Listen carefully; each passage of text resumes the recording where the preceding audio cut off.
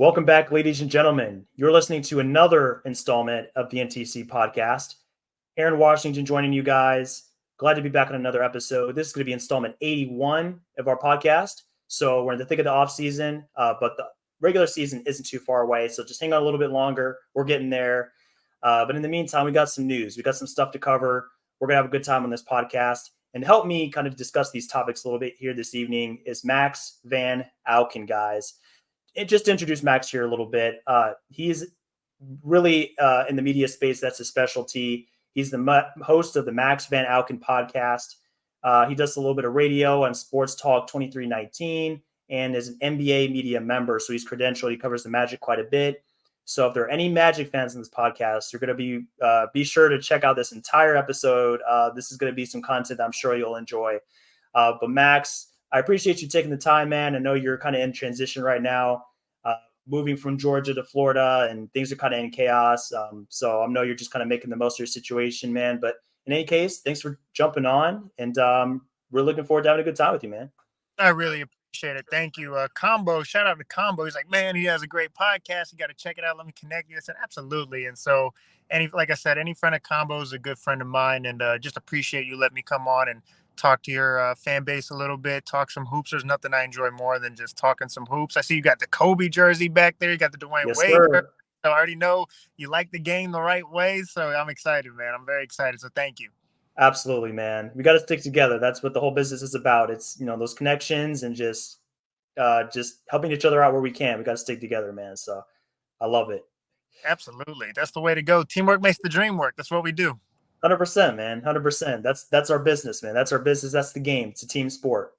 So what do you have for me here? I know I'm not going to let people know the behind the scenes because I know that's where the magic really happens. But talk to me.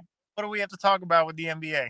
Yeah, man. Let's jump right into it. So what I got for you here for the first of our topics this evening is a certain big man that's been on the market for several months now. Most of us are wondering, where's he going to go? Is he going to be in a Heat jersey next season? Is he going to be in a Lakers jersey? Like, where's he going to end up? Like, he's a really good player to be a free agent, and that was my stance about it. I don't know where you were when it came to this guy right here, Christian Wood. Everybody, Christian Wood is where we are going to start our journey here. I was surprised, Max, to see him on the market all the way through September. If you had told me back in July that he was going to be on the market for 2 months, I would have been very shocked. Let's do a little bit of a review on what Christian Wood brings to the table, because I think people forget like how good he is, like how talented he is. So going back to last season, he averaged 16 and 7. So those were his baselines for points and rebounds. 51% from the field, 37.6 from three.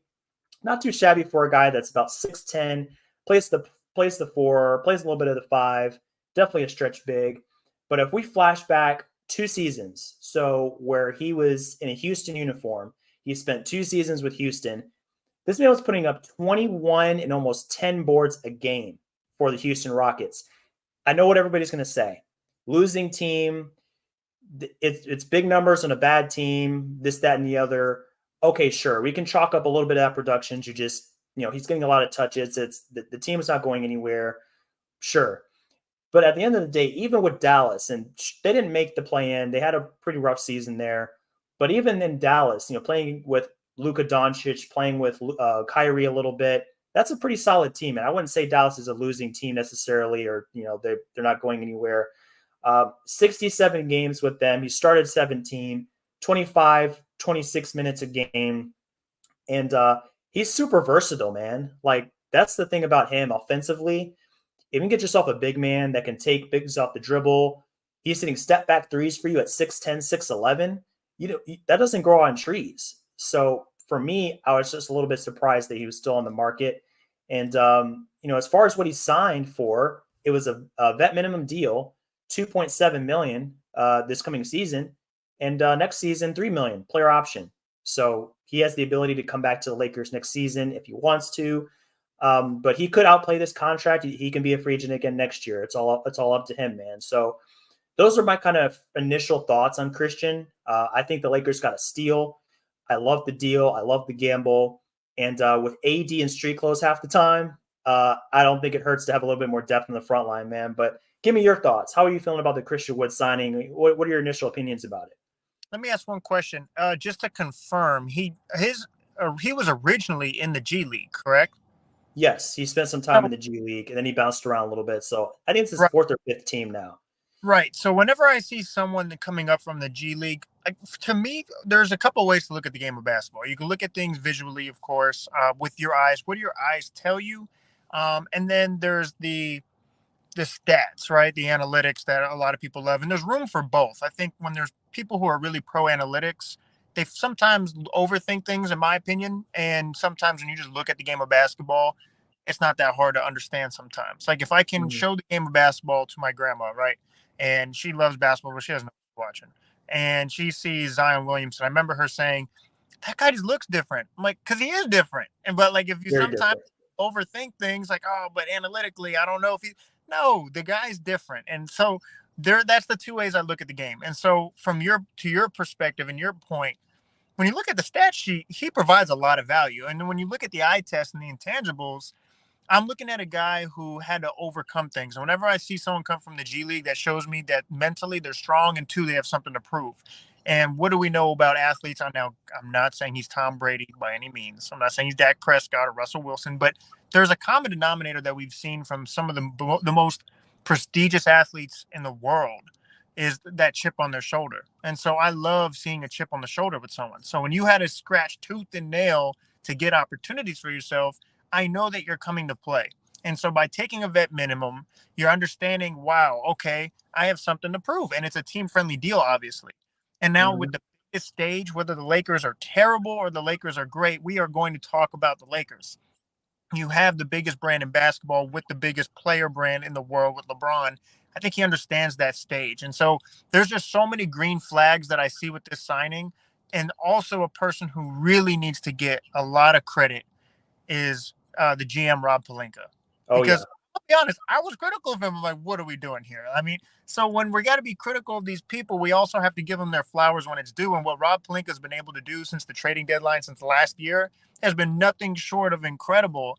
And we saw the depth obviously pay off going to the Western Conference Finals. We saw that turnaround. You can have great front end talent, but adding players like this, and now Christian Woods, we know AD does not want to play the five, like he's just clearly made that known. So now having this option to have someone at the five who could take some of that offensive pressure, another shooter to space the floor at LeBron and AD, this is a great pickup for the Lakers, and this is one that I don't want people to overthink. exactly. That's a good way to look at it.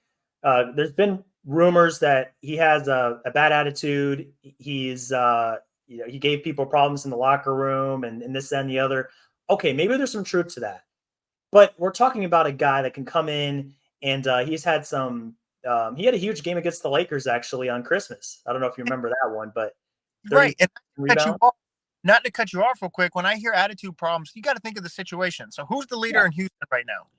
We don't know who's the leader with Dallas. I'm gonna be honest with you. The thing I've been most critical about Luca, not his talent, but like, where's the leadership? Like, I want to see some leadership from Luca, and then obviously Kyrie has his drama. You're Oh going yeah. into a locker room. We know who the leader is. It is LeBron James. So when you have a guy with an attitude, I think, or like you said, the reports, because we don't really know that. You have to think about the situation. So with the Sure. situation like LeBron, I'm not really worried about that. That's a good point. It really comes down to like that we just know this. Like some players are built for certain systems and certain coaching styles. Some players don't respond well to coaches that are very specific about every little thing, that are very harsh on their players. Like sometimes you just need a change of scenery, and that doesn't necessarily mean a different system on the court, but maybe it's just the teammates that are next to you, the coaches that are Right, with you right. every day. So that's another component of it that could turn things around for Christian Wood. Everywhere he's been before this, not great situation. Detroit, not a great situation, obviously. Being with the Rockets, a very suboptimal situation. I mean, they were just moving on from James Harden. That's just chaos, like in a nutshell, right there. The Mavericks were honestly in a chaotic spot last season. Like they really just kind of hit a wall once Kyrie came on board. So they started losing. Wood's minutes got cut. And I'm sure he was just kind of like frustrated by his role because you put up these numbers and you have a pretty good impact on a team, and then all of a sudden you see a minutes trail off. I'm sure he wasn't happy about that. Right. So just want to point that out as well. And bringing it back to Palinka, like, man, this dude has had an amazing offseason. Like, you just look at the extensions, like bringing back Hachimura, picking up Jackson Hayes, now Wood, like the depth is there. Going out there and getting Gabe Vincent, a very solid point guard that can come in there and give you some solid minutes. He's proven he can D up. He's going to play hard. Like, there's just good quality players in the locker room, and then there's also those question marks, but they have a lot of talent like Jackson Hayes and Wood. So it's a good combination. And then, like you said, LeBron is in the locker room, AD is in the locker room, like guys that have won in the highest level. And Darvin Ham also got to give him some props there. So I look at the Lakers overall, and they were already solid last year, and I think they're better than their record indicated because they were so banged up. Yeah. Now you kind of like refine the roster a little bit, and if they can just at least get 65 games from Anthony Davis and be healthy for the playoffs. Like, I don't see them finishing any lower. Honestly, I have them top 4 just because of the talent level, the depth. They have so much going for them now. So if they can have the health, that's the key part. I think they're in a fantastic spot to do really, really well next season.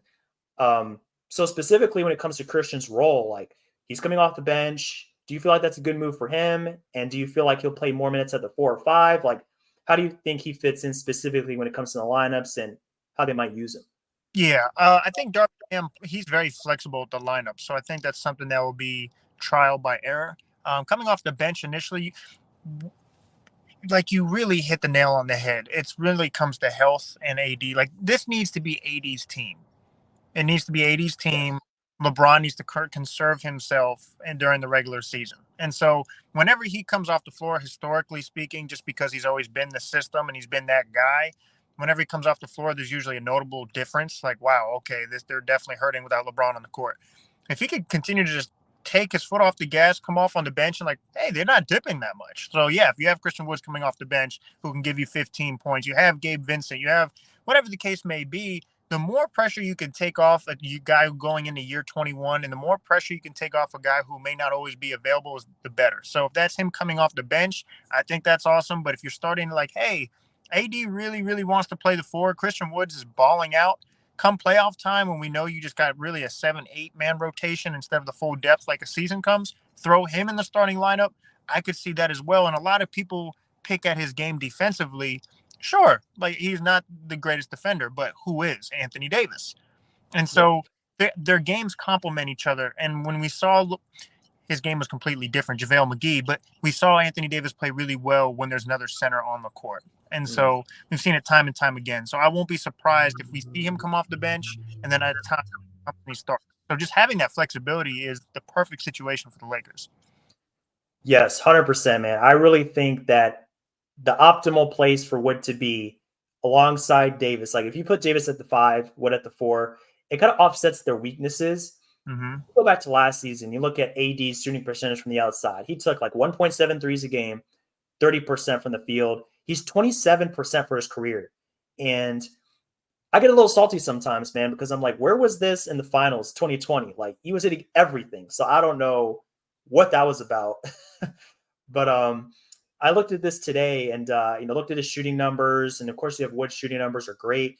So I don't know what the issue is when it comes to AD at the 5. I don't know why he avoids that so much, but it's like AD played 100% of his minutes at the 5 last season. And what happened?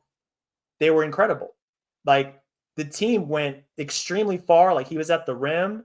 It's a mental thing, man. It's a mental thing for sure. Yeah. So it just makes me think, like, I don't know.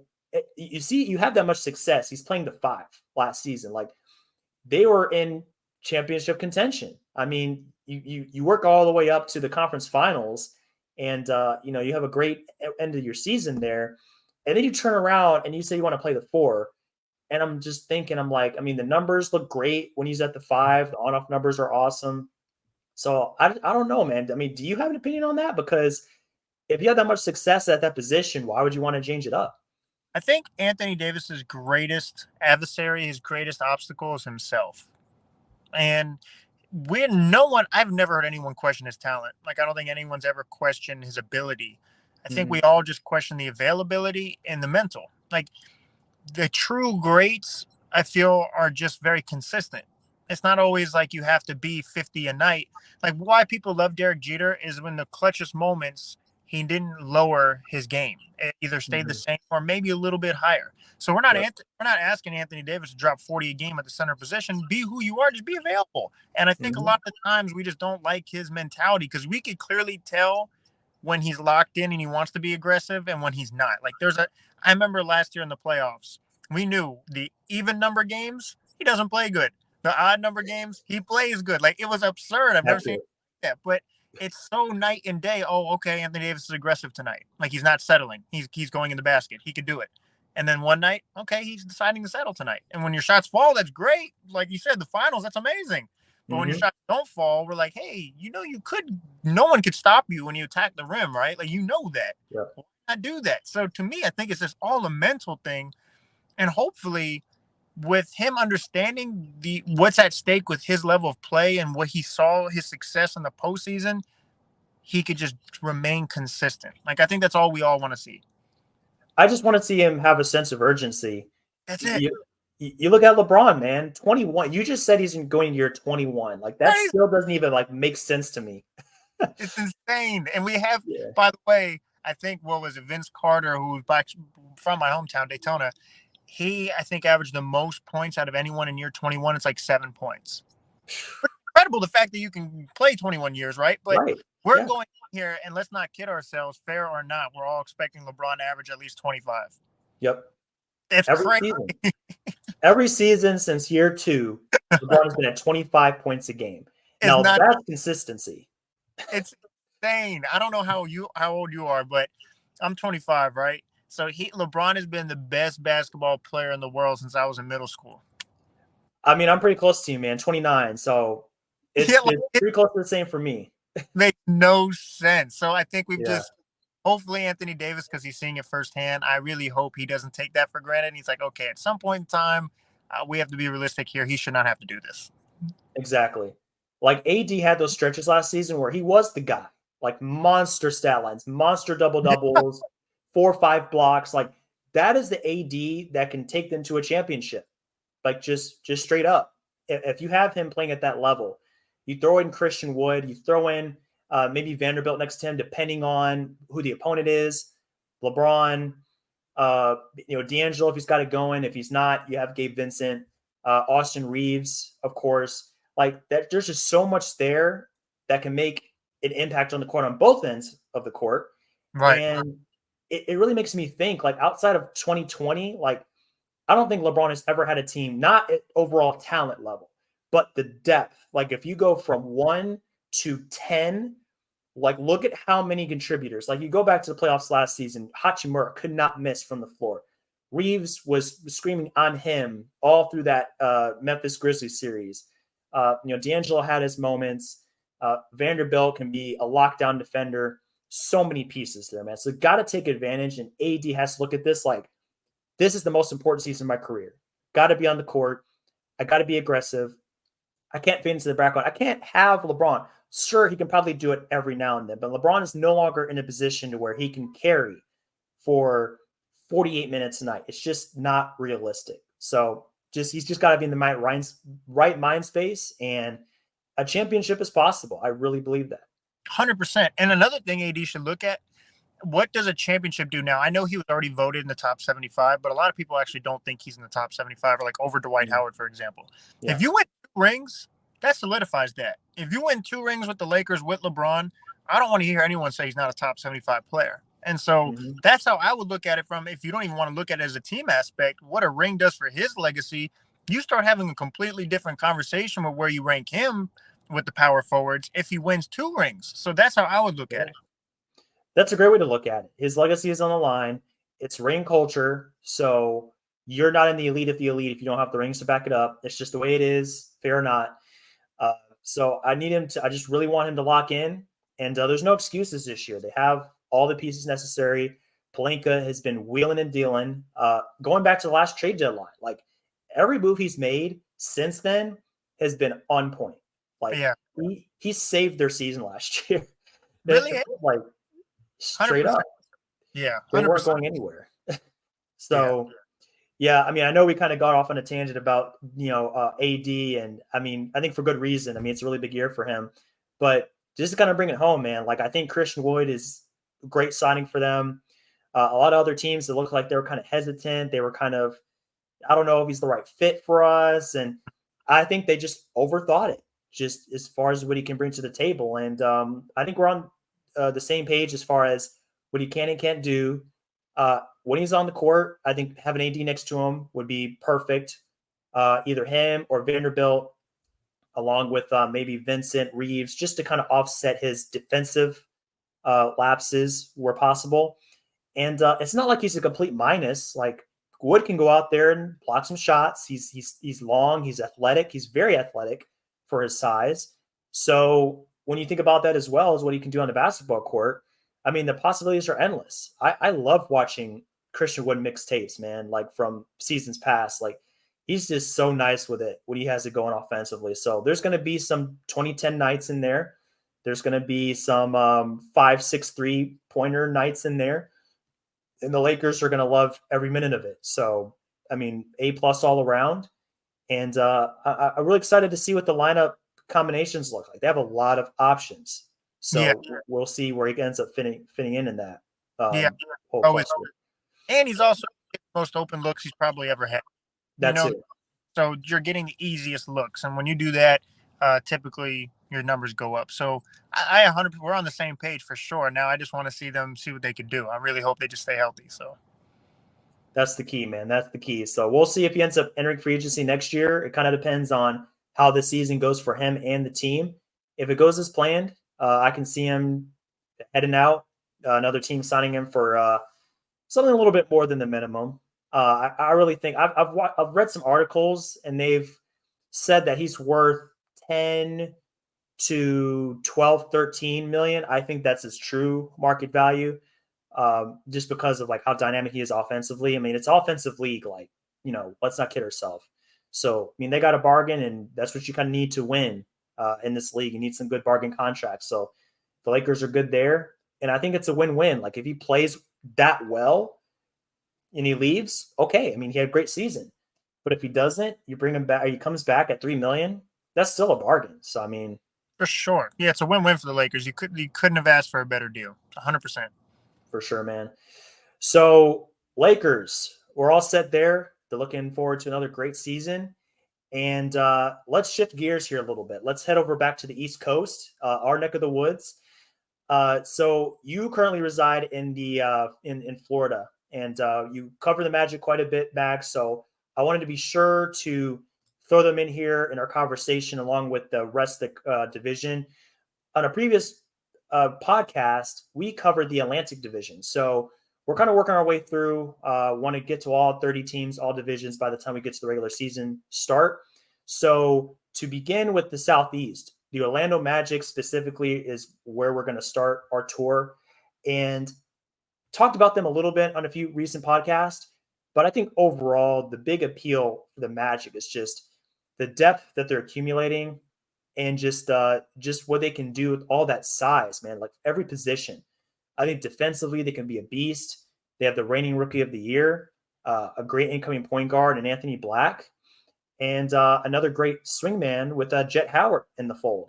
So you kind of fast forward to next season, you're thinking about what these guys can do. They can really make some noise. Going from, I think they were, I can't remember exactly what their win total was, but Not they're in good. the lower 30s. Yeah, not good. Not enough. Yeah, Not not where they want to be, but right. might be a little bit better than some people thought going into the season. They definitely picked up steam as they got deeper into the season there, but so many great pieces. I want to start with Franz Wagner, man, because he's currently in the World Cup, has a chance to win the World Cup, win gold. And we've seen previously with players that play in the international stage, like they slingshot into a great season, man. So let's start with Franz. Like, kind of like, where do you see him going next season as far as like his development? Like, what's next for him? How do you think this World Cup competition can help him grow? And just like what is his future look like with the rest of this like super versatile, super talented Magic team? whenever you have a young team, everyone's trying to establish their role. And I think the first, we'll focus on France, obviously. Whenever you play, yeah, like you said, in the World Cup, he's fundamentally sound. Like overseas players typically have really great fundamentals. And that's one thing the Orlando Magic really love about him. Uh, I expect him to play a much bigger role as a scorer. We know he's a great facilitator. He's a versatile defender. He has great size. Like you mentioned, not the Lakers, sorry, the Magic throughout their roster, they have great size. Like they've already a great defensive team because of their length and athleticism and their youth, and they get up and down and they hustle. I really want to just see him polish that and become more of a efficient scorer because that's what they're going to need him to do. Knock down the three a little bit more consistently. That was the team's real biggest, other than just their experience in those moments. There's like a lot of close games they would lose because three different things: one, lack of shooting; two, they don't know who the guy is. They're a young team, and three is just experience, learning how to close those games. Obviously, as players get older, you're checking that experience box. Number two, you know who the guy is now. You have Paulo. He's clearly the man of the team. Number three is shooting. So if you could just see that improvement, starting with France and starting with his more workload on the offensive end, I think that's what Orlando's really hoping for. Because I think we all understand how good he is. He's been Mhm. very surprising for the Orlando Magic and a great surprise. Now we just want to see that turn a little bit more into efficient scoring to go alongside with his versatility. And obviously, the World Cup helps refine those skills. 100%. The 3-point shooting is definitely the sore spot for them. I mean, Yeah. you look at their major contributors: Paolo, 29%, Markel Fultz, 31%. You go down the list, you see a lot more of that. I mean, even Bol was only at 26. So Jalen Suggs, 32. So, I mean, you look at these 3-point totals, and it's not that great, either from an efficiency standpoint or a volume standpoint. Like I don't think they take that many threes. So in today's NBA, I mean, you have to be willing to take them and you got to make them. You got to have both to really be successful. And obviously, a sore spot for them. But on the other end, I mean, you can't deny that I think they can offset a little bit of that just as far as their defense goes.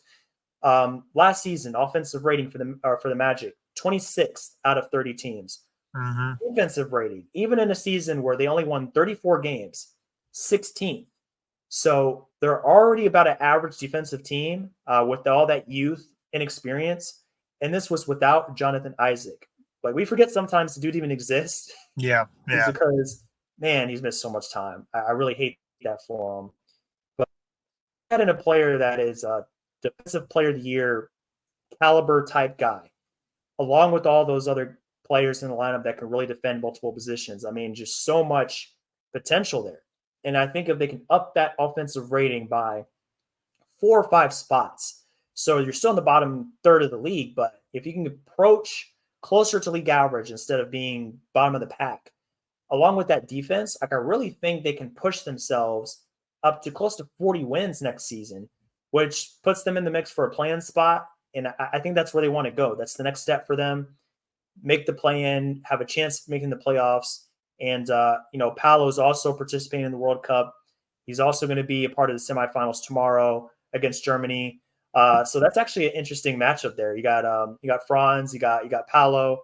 So I can't wait to see who comes out on top on that matchup. But in any case, just so much going for them. And I think last season towards the end, they really started to find out who they were. Things started to click for them. So overall, love what they have going there. Wanted to cover the rookies in depth here a little bit. When it comes to Anthony Black, I mean, we love the selection as far as the talent level goes. He can be a great point guard. Again, it's a lack of shooting though. He's not a great shooter, so it's like there's question marks there. How did you feel about the selection of Anthony Black on draft night, considering the pieces that are already there? I felt the same way you just did. Like, we're not questioning the talent. Like, we're not questioning that at all. Just does the fit really make sense? For one, we already have a pretty in depth backcourt, and it's already Cole Anthony. You have Suggs, you have Fultz. And so that's a little head scratching. And then, like you said, what's our biggest issue? It clearly is shooting. Like, there's no dispute about that. You can't do anything about age. I understand that, but you can certainly do something about your shooting and the skill sets that you're looking for. I definitely think he'll be impactful. I don't think he's going to be like I don't like using the word bust anyway, but I don't think he's like a bust by any means. But Mhm. definitely a head scratcher because now you're curious to see what they're going to do with that backcourt situation. I think it's really survival to the fittest. And I don't know if that's the best situation you want for a rookie. but at the same time, it can make or break a rookie. So if you know you have to come out the gates and you have to produce right away, clearly then you have no choice, and that could really help him or it could hurt him. Will he get the best looks, the best opportunities? I'm not sure, but it was a head scratcher. It was a head scratcher, and I think for many Magic fans it was too. But a lot of people love the talent, and that kind of goes back to the original question on draft night: do you draft the best available or do you draft the best fit? And I Yeah, know I've heard people kind of give opinions on both sides. I really am for the best talent, but it's also contingent on your situation. So for sure. It's clear they went best available player. I don't blame them. I mean, the fit is something you can always address through a trade or two. I mean, you can figure that out. They can consolidate that guard rotation. So maybe Suggs is young man out. I doubt Cole Anthony is the guy just because he's so prolific. He's actually one of their few decent shooters on that team. mhm. So we'll have to see what they do with Folds and what they do with Suggs. It's going to be interesting to watch that. But like overall, that guard rotation is cluttered. But it looks like they tried to rectify that a little bit, or just at least kind of balance it out with the Jet Howard selection. Yeah, So when it comes to Jet, I mean, I like the selection. He has a great background. I mean, his father played in the NBA for several years, multiple years, played for a great program in Michigan. So it looks like he's coming in with he has a good background. He has good people behind him that help him make that transition. So I at least I try to level that out a little bit as far as shooting goes, because I mean that's definitely one of his calling cards is spacing the floor. So he should be a good fit there, and I think he should get decent minutes right away, just because of what we've been talking about. It's a little bit of a deficit of shooting, so definitely want to see how he fits in. But did you feel a little bit better about that selection, at least compared to Black? yeah, for sure. And like I said, that's a really good point you mentioned because that cultural identity really matters. And so having someone that's kind of NBA ready, a pro's pro, especially in a young locker room, you want high character guys. You hear that a lot with some of the best franchises, but that starts through the draft, obviously, and especially the position the Orlando Magic are in. So whenever you have someone coming from a prestigious program, your dad's a pro, he understands the game already at a certain extent. He's got a little bit of a head start when it comes to that transition. So to your point, I think it balanced out the other pick a little bit more. I'm excited. Like there's a lot worse positions to be in. So I know there's a lack of shooting, but to have this group of young guys that have incredibly high ceilings with this elite athleticism and length, it's a great problem to have if you're a coach for sure, because at least you have options. The curious just what pieces fit to get the most out of the players. And like you said, I think towards the end of the season, we started to see that. And I think the major thing of it all, the biggest puzzle piece of it all, is you knocked it out of the park with Paulo. So, Yep. You got a foundational piece, and I'm interested to see how much he plays the five next season. yeah, He's getting some reps there in Team USA, which is interesting. And he's held his own against competition where size is a little bit more prioritized in overseas play as opposed to in the NBA. So the fact that he just had some minutes there, he looked pretty good, I think it minimizes his deficit when it comes to spacing the floor as well. It's not as big of a problem when you're at the five. So I mean, for Paolo, like I see another big season coming. He's already at about 20 points a game, which really bodes well for his future. And there's just a lot of options there. Play him at the four, throwing Wendell Carter in the middle, slide Paolo to the five, throwing somebody else at the four, put Franz at the four. I mean, there's just so many things they can do when it comes to that roster. So I love that versatility they bring to the table, and the depth piece like that you mentioned. It's going to be really important with if somebody goes down for 4 to 6 weeks. If Anthony Black goes down, if Fultz goes down, if Wendell Carter goes down, like they're not going to be out of the mix. They're still going to be able to maintain momentum, have a lot of talented guys in there, regardless of who's playing. So that part of it is really exciting to see as well. They've kind of built themselves a buffer just in case something happens. So that's always great to have. for sure. And he's defensively, he's a great 2A player already. And so to see that at a young age, and uh, I've already apologized on the Odd Couple with Chris Broussard and Rob Parker because they asked me, like, who would you want? And I made this in depth analogy. I was so proud of my analogy. I was like, oh man, I killed it. I loved it. I'm like, Chet Holmgren is Bitcoin and Jabari Smith is a 9 to 5 job. One has a high ceiling, the other one, you're getting right away. And I completely disrespected Paulo. And I was like, and I publicly made an apology. I'm sorry, Paulo, because he is everything Orlando's wanted and more. And now to see him do it at the global stage, the national stage, I think it's really given people who, let's be honest, not everyone watches like unless you're a diehard fan, you go on NBA TV, you're watching all the games, but not Right. everyone watches Orlando basketball, and so the average fan may not really see Paulo, but like, hey, he won Rookie of the Year, he's pretty good. But now seeing it on the national level and he's holding his own at this younger age, I think is really putting people on notice. Hey, this guy could actually be a real future star, and so I think Orlando has to really pat themselves on the back with that one. I mean, they really killed it. They really did kill it. So props to them. uh, Gotta also give props to their Florida next door neighbors there. For Miami is going to be our next team up on this list, and great season for them. I mean, I feel like I've talked about them so much this offseason, but at this point, like, what else is there to say about what they've done?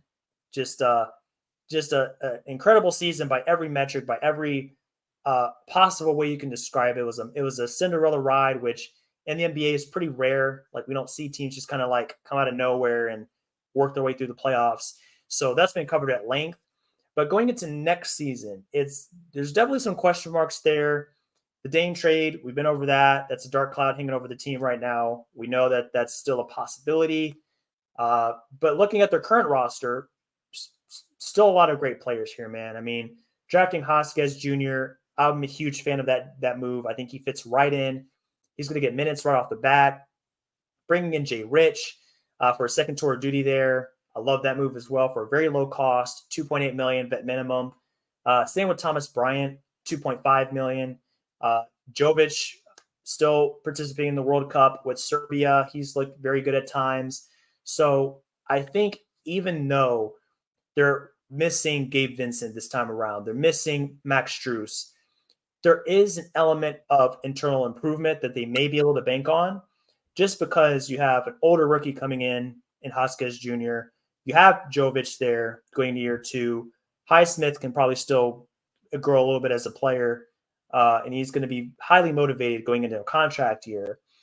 The question mark just comes at the point guard position. That's kind of where they kind of need to find what's next.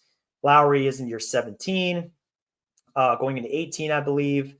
$29 million. I squirm every time I look at that contract. It's just so much money for a guy like him. But Tyler Hero is coming back, and he's in the first year, or I think the first year of his extension, $27 million. So he's motivated. He's got his money across the board, man. I mean, thoughts on Miami? Like, where do you feel like they're going to finish? Let me ask you this: the 44 wins last season. Are you taking less than that for next season, or are you going over? Over. Yeah, That's I'm where going I'm at. now. How do I sound? Okay, let me give their flowers. I'm a guy glass half full first. So Okay. Okay. obviously, what they did last year, to your point, and what you said, completely overachieved. It's been incredible what they've done. A lot of people don't even realize this. If it's not LeBron or the Warriors in the finals, it's been the Heat, like over the past Yep. decade. So what Pat Mhm. Riley, Spoelstra, I think Eric Spoelstra is the best coach in basketball right now.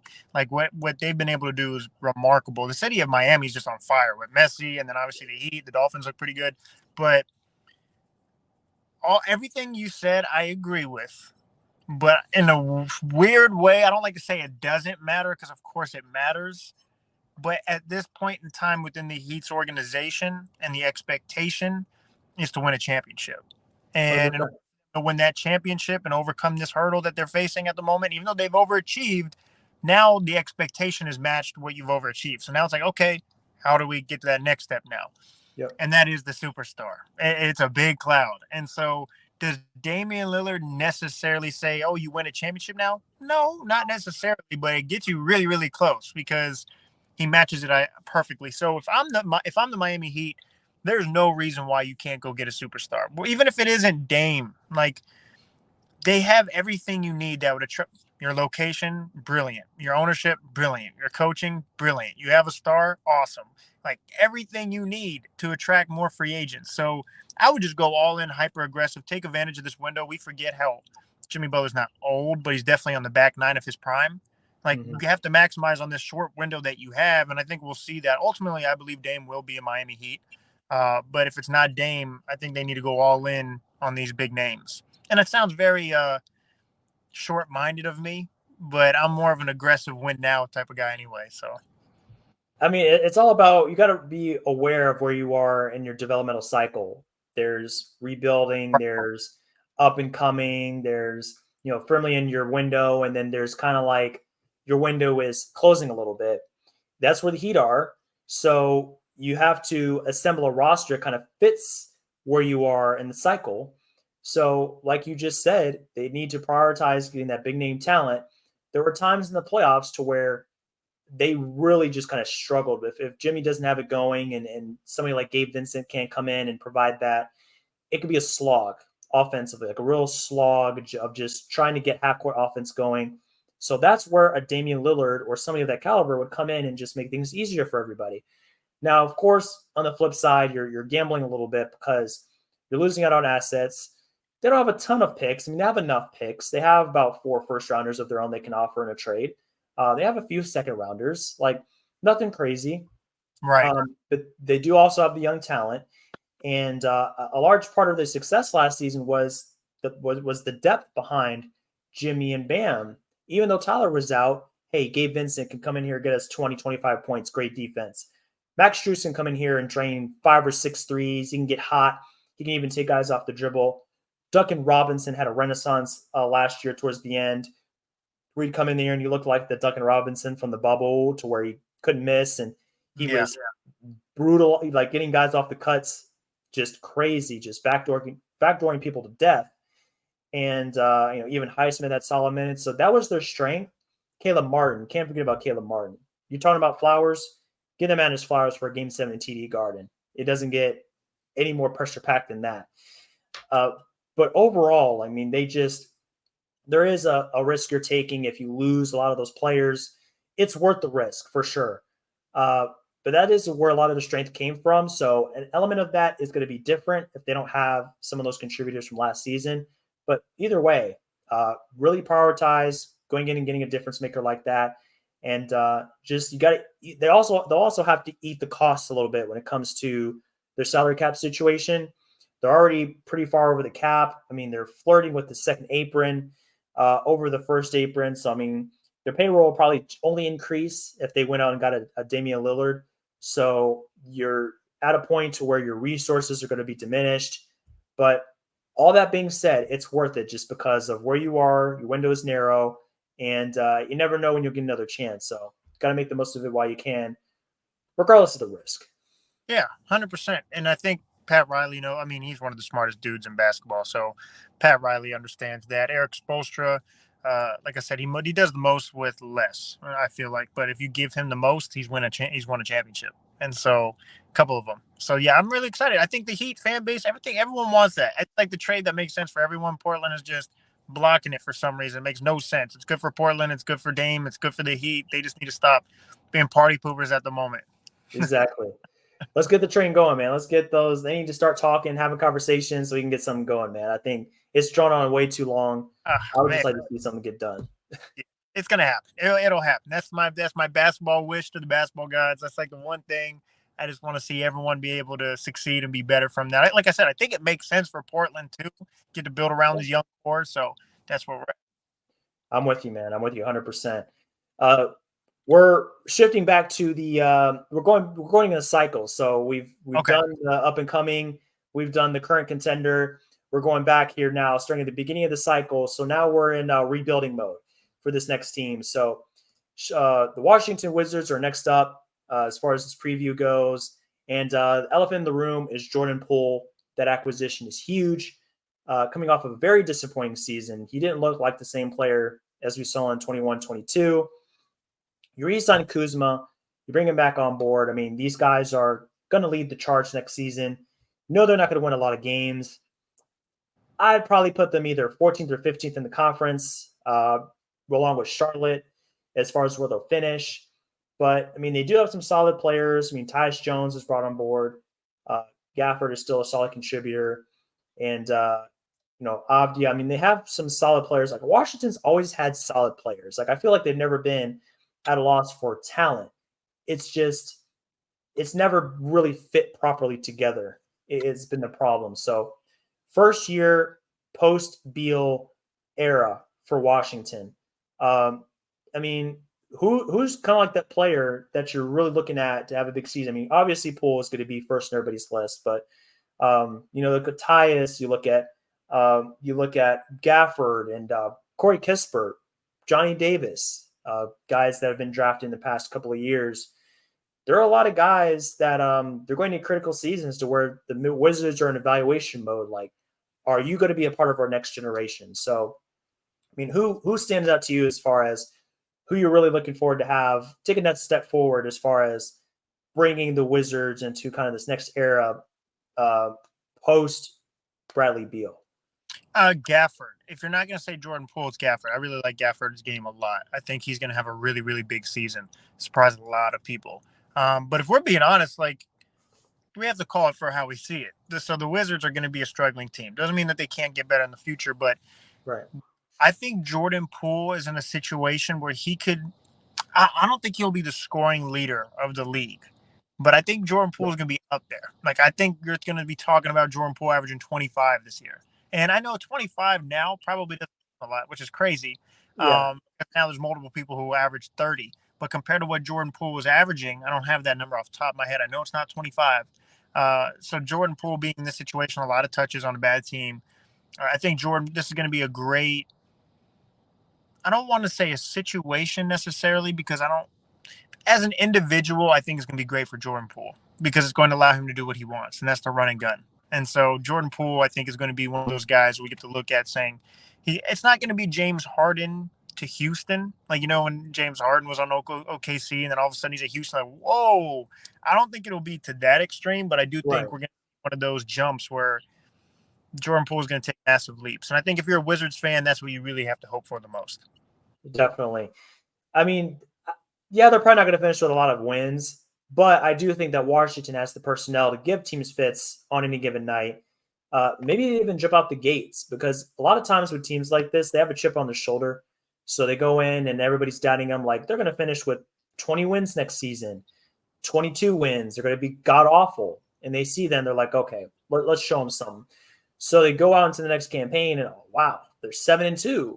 Like they're 8-2. They're on a roll. And then of course the wheels fall off because the team is not. They don't have that guy that can carry them night to night. They don't have that top tier player or even like an all star type player. So the reality starts to catch up to them.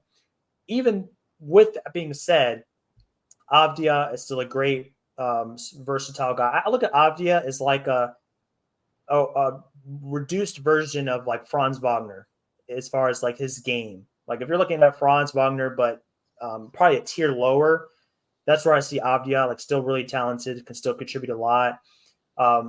Drafting Bilal, I think, is a major risk, but it can really pay off in a big way just because he's so raw. He still has so much to kind of discover in his game. So he could have a pretty decent campaign, and then you're always in good hands with Tyus Jones at the helm. So I mean, he's going to do good things for you. So I mean, I'm going to go on a limb and say that the Wizards start the season first 10, 12 games. I'll put them in the top.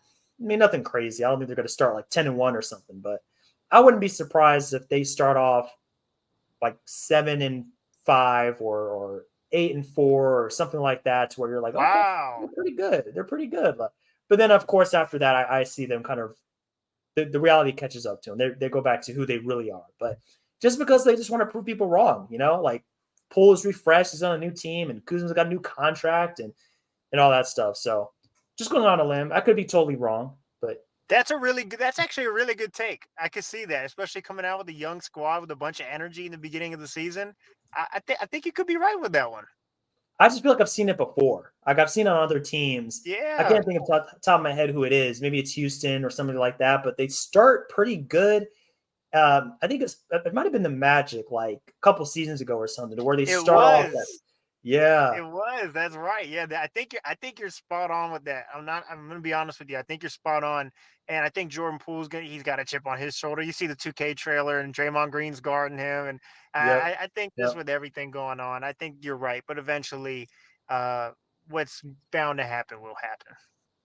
And the focus is clear for Washington. I mean, if you have a great start to your season, that's great vibes.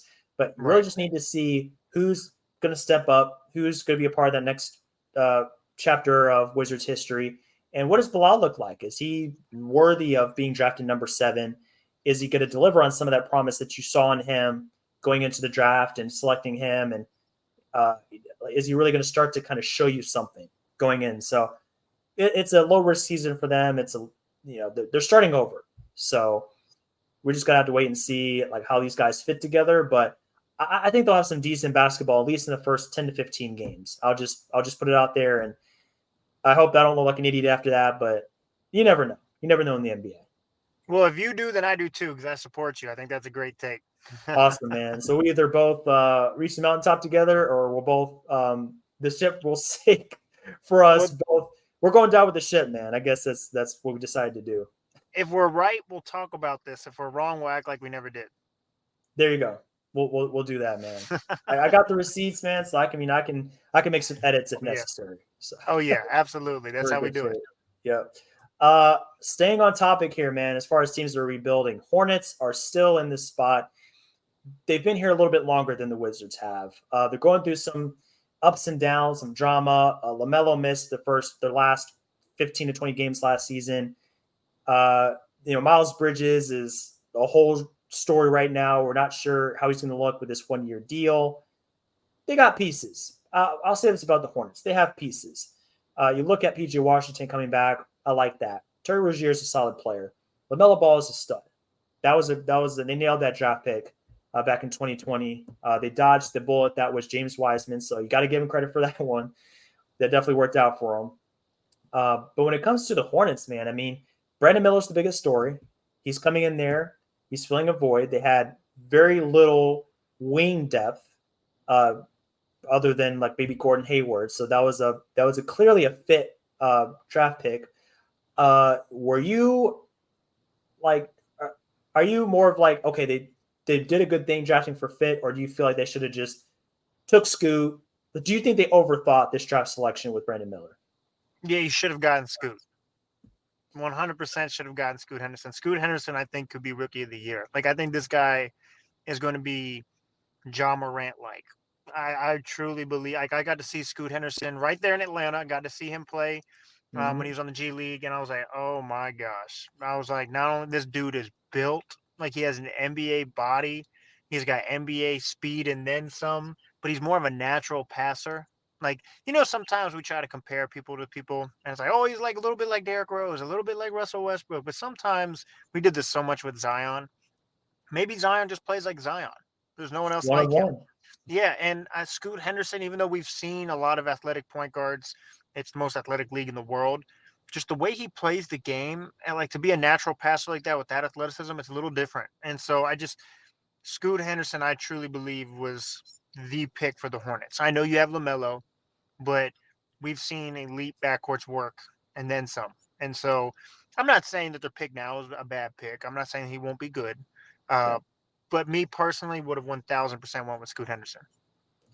That's where I was when they first made the selection. I was like, I think they're going to regret this, just as far as uh, just looking at a guy that looked like almost a sure thing with Scoot.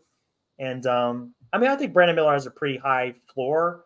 Yeah, I just don't know if he has the same ceiling that Scoot has, just as far as the way Scoot approaches the game. I mean, like, I love guys that are just dogs that just like love the game. You can tell they love the game. They love the competition. They savor contact. They're not afraid of big moments. Like, not to say that Brandon's none of those things, but I think just Scoot just has something about him, man, that's just different. He's just got a different way he moves. So 100%, 100%. And the Hornets, I'm gonna be honest with you. You pay Lamelo getting. I'm always for people getting paid, like 1000%. But if you're going to get paid that much, the expectation is going to be that much. And so, yep, with that big contract telling me that you're going all in on Lamelo, we know how popular he is. I love his shoes, by the way. I think that's one of Puma's best shoes. Like, I'm rooting for him, but the pressure's on him. Like, this is it's you're definitely investing on. that type of money. That's the money that that's like, hey, that's our franchise guy. And so if that's your Yep. franchise guy, I'm not saying he needs to win you a championship by himself. That's unrealistic, but he should at least will you to some not being the worst team in the league. And once you give a guy a contract like that, you're talking about a supermax. It starts this kind of clock because you Yep. have a young stud that's going into second contract. It doesn't take very long for these guys to start having wandering eyes and want to go elsewhere. So when it comes to your young players, man, I mean, you can't be a basement dweller for years and years. There has to be a climb. You have to see improvement time over time, year after year. So for the Hornets, I mean, they already need to be looking at the season as far as like we have to move up as far as our development goes, our standing in the league. Last season, about 27 wins. This season, I would say they need to try to get to the 30s. Is that going to happen? I'm not sure. I can see them finishing close to where they were last season. They were 30th in offensive rating. They were 20th in defensive rating. So, I mean, obviously, I mean, offensively, man, there's got to be some improvement there. You're literally starting at the bottom. So, I mean, you want to see them with LaMelo, with Brandon, Miles Bridges coming back. You want to see a step up from them. So, it's kind of the same story as the Wizards, but I think they're in a little bit more. I mean, not to say they need to finish in the play-in or anything like that, but there's a little bit more of a sense of urgency because you already have a franchise player. He's already under a second contract, and he's already going to have this expectation of winning when it comes to they invested in me. We need to start making this thing happen, making this thing go as far as being a legitimate team. So going down their roster, I mean, they have great pieces there. Again, they're probably going to be somewhere in that 13 to 15 range, but we can get some improvement there, man, and maybe some of these draft picks that haven't looked so great recently, like maybe Kai Jones can show something, Book Knight can show something. I think that'd be an added bonus. So that should be the priority for the Hornets going into another developmental season, but it's going to be a little bit more important than last season, I think. For sure. The expectations are everything. So when your expectations are that type of money, it comes with winning. And so Yep. new ownership now as well. And look, I know it's not a race that they probably are acknowledging every day, but let's be honest, Anthony Edwards in that same draft class, I think he's going to be a top 5 player in the world. I think he's going to be the Oh next yeah. best player. I'm super high on Anthony Edwards. So Me when too. you look at that and you're in that type of lottery, that type of conversation, that draft, the expectations are right there with you as well. Because I believe, if I'm not incorrect, Lamelo won Rookie of the Year, right? Yes, he did. Yeah. So the expectations are there, and so that's why I really want to see Lamelo step up. Big time. Big time. And I think he's comparing himself to Anthony Edwards a little bit. All the hype is about Anthony Edwards this, Anthony Edwards that. And Rightly he's like, so. yeah, rightly so. Just for his perspective, he's like, all right, I need to remind these guys I'm here too. I was one of Yeah, those top picks. I got game. Let me show you something. So 100%. that's how he approaches it. Yeah, It's his turn. It's his super turn. nice, man. Yep. Hey, man, one more team here before we wrap this up for the division preview. Another team with a pretty electric point guard. The one that gets a lot of hate here recently, but still very solid, man. I mean, we're talking about Trae Young. We're talking about the Atlanta Hawks. Uh, I'm sure you've been to a few Hawks games, being a guy that's been in Atlanta for a little bit. So you see how these guys operate. Every year, it seems like they go through this cycle to where it's like, especially last year. I mean, there's high hopes that they could be a top 4 team in the conference, really make some noise, bring in DeJounte Murray, hoping that these guys kind of coalesce and gel. It didn't really happen. I mean, John Collins kind of got pushed to the side. I'm sure he felt like he was an afterthought. He wasn't growing as a player there. Trey and DeJounte had this your turn, my turn thing going to where the offense didn't really click for them. DeAndre Hunter, it seemed like he's kind of stagnating in his game. So there's some questions, man. There's some questions in Atlanta. It's like you have some depth, you have some talent. Can you make it all work together? And can you get your defense to a point to where you really have a chance to be a top 4 team in the conference? Talent wise, I mean, one of the best backcourts in the league. I mean, they have pieces. It's just about making it all fit together. So are we sleeping on the Atlanta Hawks? Are they actually going to be a little bit better than we're giving them credit for going into next season? They'll be better because of Coach Quinn Snyder, but they're not going to be better in terms of fit. Uh, Mm. unless the only thing that I could see where we're like, okay, now we have to think of them a little differently. And I love Trey Young's game. I think he's one of the best players in the world. Oh, yeah. Same with Murray, but again, what do our eyes tell us? We know it doesn't fit. And so it's not natural. It's a little clunky, but it can fit. And I truly believe this is how it could is if Trey Young plays off the ball. Because he's more of a naturally gifted scorer. He obviously is a better shooter than Javante Murray. Murray's at his best when he's playmaking. So even though Trey's a gifted playmaker, you're getting the most out of Murray when he's passing and playmaking, and you're getting the most out of Trey when he's scoring. So how does that work? Trey has to play off the ball. If Trey doesn't play off the ball and it's more of your turn, my turn, then we've already kind of seen this movie. As good as your coach is, if it's the same playing style, you're going to get the same results, maybe a couple more wins here and there because schematically Quinn Snyder's a really good coach, but I think Trey's going to put up great numbers. I think Murray's going to have flashes of greatness. But in order for them to make noise and to exceed the expectations of what last season was, if they want to, hey, let's go to a conference finals again. Let's make some noise when it matters most and not be a 500 team. Trey has to play off the ball. Like he Yep. absolutely has to. And I don't know if he is. We don't know that. I really just have my doubts on whether or not he's going to be willing to do that. You look at his game every level from high school to college, Oklahoma, to the NBA. In the NBA, he came in as the guy. DeJounte Murray being there, that was his first taste of being, he was still probably the number one option, but he had a guy that commanded almost as much time with the ball as he did. And that's not an easy transition to make. I mean, we're not talking about, I've been the primary guy for my NBA career. It's probably most of his basketball career in his life. He's been the number one guy, huge usage, taking all the shots. It's like he's playing my career on 2K, to where it's like you always have the ball. Okay, your numbers are great, but you're always dominating the ball with your passing or scoring or whatever the case may be. So I think for him, it's going to require a little bit of sacrifice.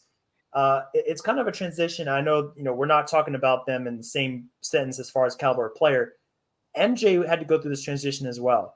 From 85, 86, 87, 88, he was just everything for the Bulls. But he realized to get to the next level, it's like, I can still be the number one guy, but I need to trust my teammates a little bit more. I know it's crazy to talk about with Trey because he averages double-digit assists, but it's like you said, it's like, hey, play more off the ball, move more off the ball. Can you come off of screens? And because I think that will also help his 3-point percentage. Because I'm sure that if you look at his numbers, if you had to guess what his 3-point percentage is, you're like, oh, 37, 38, something like that. He's like 34%. Like he's not that efficient. But if he moves off the ball, maybe that can change things for him a little bit. So I would love to see that in this game. It's just, is he willing? That's the question. 100% because he's taking shots that are like really far. He's off the dribble. He's shooting off double teams. If you're moving off the ball, you're getting more open looks. Your numbers are bound to go up. And so Yeah. we all see it. And so like if we see it, we know they see it. We know the coaches see it. So now it's just it's about the is he willing? And now I think we'll be able to determine that really early in the season.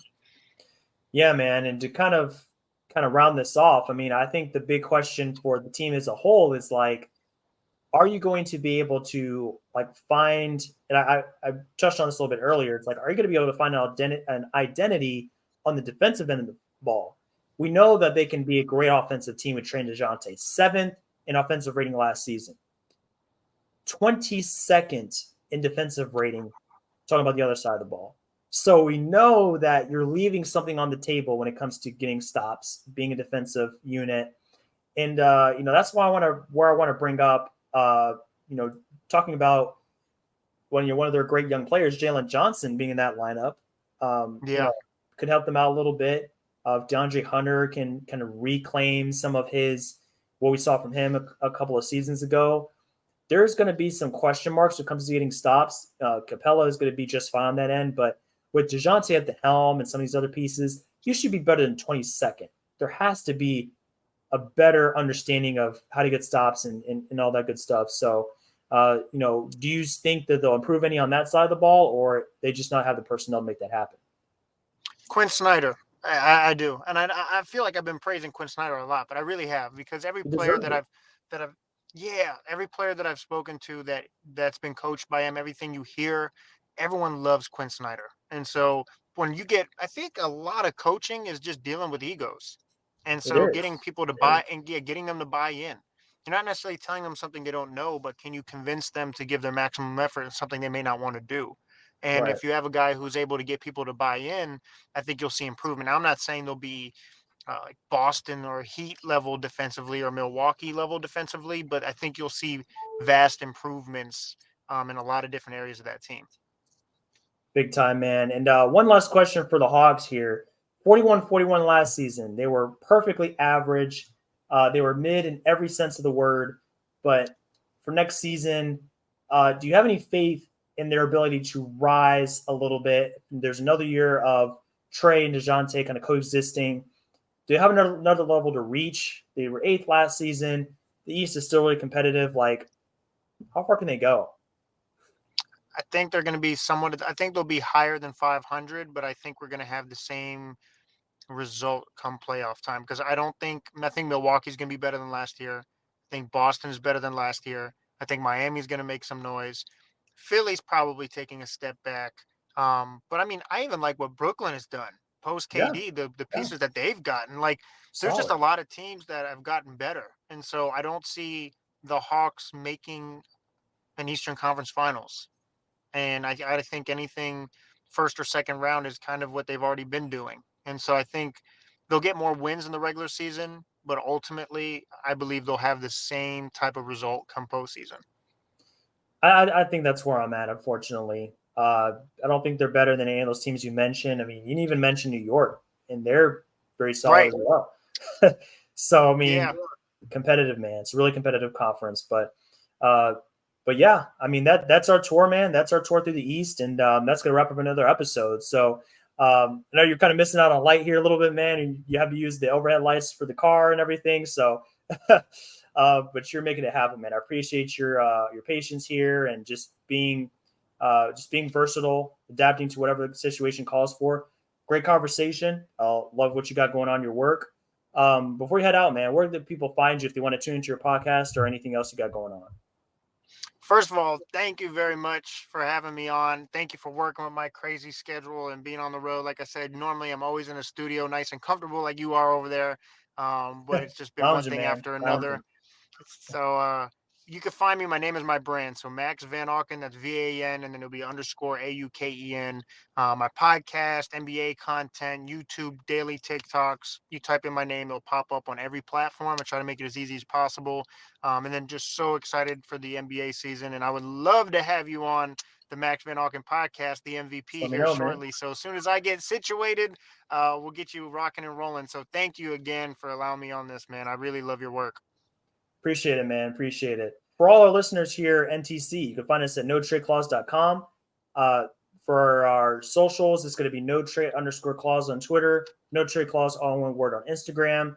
Our website has got a bunch of resources. We even have the Christian Wood contract already updated in our cap sheets. So cap sheets, cap percentage, all that good stuff. You can find it on our site.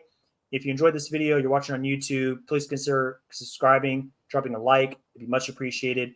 And tune in for more podcasts just like this. We love to have fun with you guys. So thanks for tuning in. This is going to be the end of another episode. We hope to see you guys on the next installment of NTC. Take care.